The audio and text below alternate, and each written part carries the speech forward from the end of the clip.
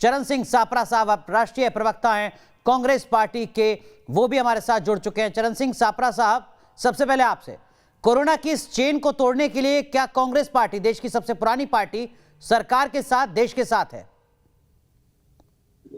बिल्कुल, सत्ताधारी पार्टी के साथ हम हैं, पूरी तरह से हैं।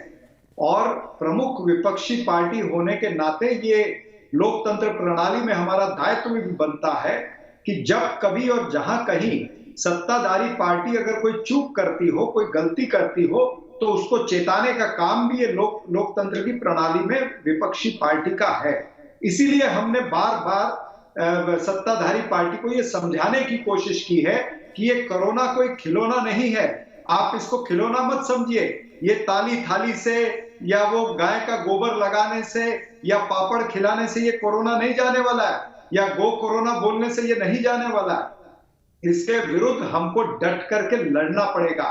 और आज परिस्थिति क्यों ऐसी आई है? क्योंकि जब कोरोना के खिलाफ पर्याप्त प्लानिंग करने की जरूरत थी, जब यह तय करना था कि ऑक्सीजन के कितने प्लांट देश में लगेंगे, या रेमडेसिविर की प्रोडक्शन किस तरह से बढ़ाई जाएगी, या उसके निर्यात को रोका जाएगा, या फिर और तमाम सारी जो तैयारियां थी, उस समय ये सरकार चुनाव के अंदर लगी थी। दोनों चरण सिंह सापरा साहब, जो बातें आप वो कह रहे हैं सर, वो बातें सही हैं, लेकिन जब आपसे शुरुआत में मैंने पूछा कि क्या आप देश के साथ हैं, इस चेन को तोड़ने के लिए सरकार के साथ है, तो आप कहते हैं कि हाँ हम साथ तो हैं, लेकिन आपने अब तक जो सारी बातें कही हैं वो सिर्फ सियासत है, सिर्फ सवाल है।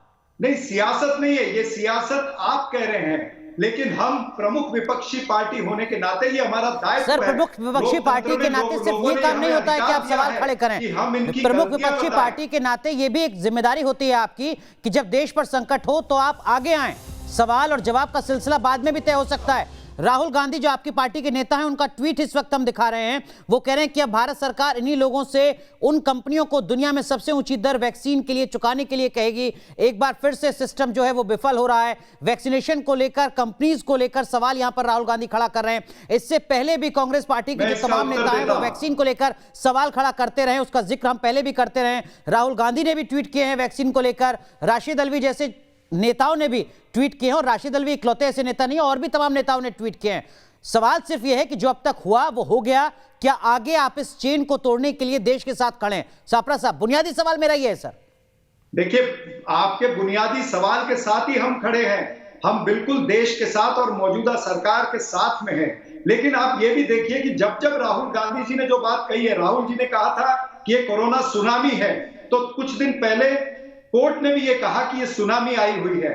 और अगर राहुल गांधी जी ने रेमडेसिविर के लिए चेताया था, या ये कहा था कि जो वैक्सीनेशन है, जो टीकाकरण का अभियान है, उस टीकाकरण के अभियान के लिए हमको इंपोर्ट करने चाहिए विदेश के टीके, तब राहुल गांधी जी का मजाक उड़ाया गया।